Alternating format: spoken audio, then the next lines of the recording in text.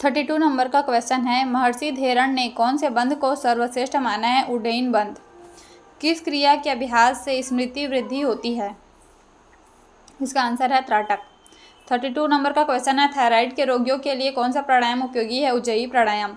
Migraine के उपचार हेतु उपयोगी है भ्रामरी प्राणायाम। अष्टांग योग ग्रंथ के रचयिता है स्वामी चरणदास। त्राटक क्रिया का निरंतर अभ्यास कौन सी समाधि प्राप्त करने में सहायक है? लय योग समाधि। अगला है, षटकर्म का प्रमुख कार्य है वात कफ पित्त दोषों को दूर करना। अगला क्वेश्चन, दीपक की लौ से त्राटक करना कहलाता है मध्य त्राटक। इंद्रियों को अपने बाहरी विषयों से हटाकर अंतर्मुखी करते हुए आत्मा की ओर मोड़ना कहलाता है प्रत्याहार। सूर्य नमस्कार में कुल कितनी अवस्थाएं होती है? 12 अवस्थाएं। निम्न में से कौन सा प्राणायाम व्यक्ति को अंतर्मुखी से बहिर्मुखी बनाता है? सूर्य भेदी। कौन सा प्राणायाम व्यक्ति को बहिर्मुखी से अंतर्मुखी बनाता है? मूर्छा। पतंजलि योग सूत्र के किस पाद में अष्टांग योग एवं क्रिया योग का वर्णन किया गया? साधन पाद। निम्न में से भक्ति योग के प्रणेता हैं चैतन्य महाप्रभु। ऋग्वेद के अनुसार योग है जुड़ना। पिंगली नाड़ी शरीर में किस प्रकार की क्रिया को नियंत्रित करता है? तो शारीरिक। ईडा शब्द का अर्थ है आराम। योग के किस अंग को अंतरंग एवं बहिरंग योग के मध्य की एक महत्वपूर्ण कड़ी माना जाता है? प्रत्याहार। षटकर्म के अभ्यास की सलाह दी जाती है आसन प्राणायाम यौगिक अभ्यासों से पहले। अष्टांग योग अनुसंधान संस्थान स्थित है मैसूर कर्नाटक। मैसूर को भारत की अष्टांग योग की राजधानी कहते हैं। स्वामी विवेकानंद योग अनुसंधान संस्थान है बेंगलुरु। षटकर्म का संबंध है हठ योग प्रदीपिका। किस प्राणायाम का अर्थ है कि जितना प्राण भीतर रोका जा सकता है उतना रोका जाए? अभ्यंतर वृत्ति पूरक। किस योग के माध्यम से विभिन्न प्रकार के भावों की लहरों उत्पन्न की जाती है जिनके द्वारा इच्छित फल को प्राप्त किया जाता है? मंत्र योग। मन को अभीष्ट विषय पर केंद्रित करना कहलाता है धारणा। किस महर्षि का योग दर्शन राज योग के अंतर्गत आता है? महर्षि वेदव्यास।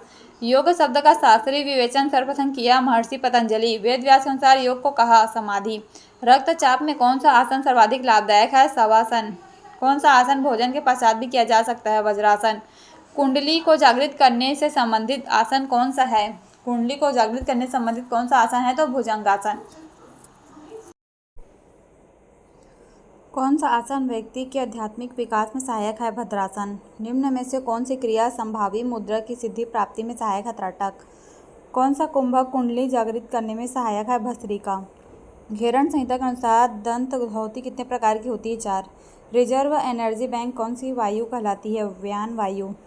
साइनोसाइटिस के उपचार हेतु कौन सा आसन उपयोगी है? चक्रासन वज्रासन भुजंगासन। पतंजलि के अनुसार दुख की निवृत्ति का उपाय है विवेक ख्याति। सूत्र नेत्री द्वारा उपचार किया जाता है रायनाइटिस। नौली द्वारा उपचार होता है पाचन संबंधित रोग।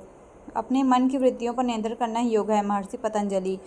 योगासन का प्रारंभ किस आसन में किया जाना सर्वश्रेष्ठ है? सूर्य नमस्कार। योग आसन के रूप होते हैं ध्यानात्मक आसन शरीर संवर्धनात्मक आसन शिथिल कारक आसन। अष्टांग योग के धारणा अंग है। 6। कुंभक क्रिया में कितने भेद माने गए हैं? 8। योग के पिता के रूप में जाना जाता है शिव। योग के पिता के रूप में जाना जाता है शिव। 78 नंबर का क्वेश्चन है, किस वेद में योग के बारे में उल्लेख मिलता है? ऋग्वेद। अंतर्राष्ट्रीय योग दिवस 2018 की थीम थी योग फॉर हेल्थ। अगला क्वेश्चन, अंतर्राष्ट्रीय योग दिवस का उत्सव किस मंत्रालय द्वारा आयोजित किया गया? आयुष मंत्रालय। संयुक्त राष्ट्र संघ द्वारा किस तारीख को आम सभा में अंतर्राष्ट्रीय योग दिवस की घोषणा की? 11 सितंबर 2014। भारत में पहला अंतर्राष्ट्रीय योग दिवस मनाया गया 21 जून 2015। हठ रत्नावली के अनुसार चित्त वृत्ति निरोध कहलाता है महायोग। योग शिक्षा के उद्देश्य का केंद्र है सर्वांगीण विकास। महर्षि पतंजलि के अनुसार समाधि सिद्धि की विधि है ईश्वर प्राणी ध्यान। सर्वरत्नोपस्थानम किसका परिणाम है? अस्तेय। प्राणायाम के अभ्यास की सलाह दी जाती है आसन सिद्धि के पश्चात। प्राणायाम किसका प्रवेश द्वार होता है? धारणा। प्राणायाम के 4 प्रकार हैं अभ्यंतर वृत्ति बाह्य वृत्ति स्तंभ वृत्ति निर्विण प्राणायाम। प्राणायाम के शब्द के कितने घटक है? प्रथम प्राण ऊर्जा द्वितीय है आयाम नियमन। योग कर्मिसु कौशलम का सही अर्थ है निष्काम कर्म। घेरण संहिता के अनुसार निम्नलिखित कौन सी ध्यान की उत्तम विधि है? सूक्ष्म ध्यान। धारणा ध्यान समाधि किसके बहिरंग है? निर्विज समाधि। 94 नंबर का क्वेश्चन है, कंठोपनिषद के अनुसार योग की परिभाषा है इंद्रियों मन और बुद्धि पर नियंत्रण।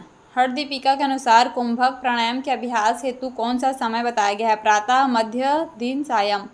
योग कक्षा आमतौर पर किसके साथ प्रारंभ की जाती है? प्रार्थना। 97 लास्ट क्वेश्चन है, किस आसन के अभ्यास के दौरान मेरुदंड का झुकाव पीछे की ओर होता है? तो मेरुदंड का झुकाव पीछे की ओर भुजंगासन में होता है। Thank you.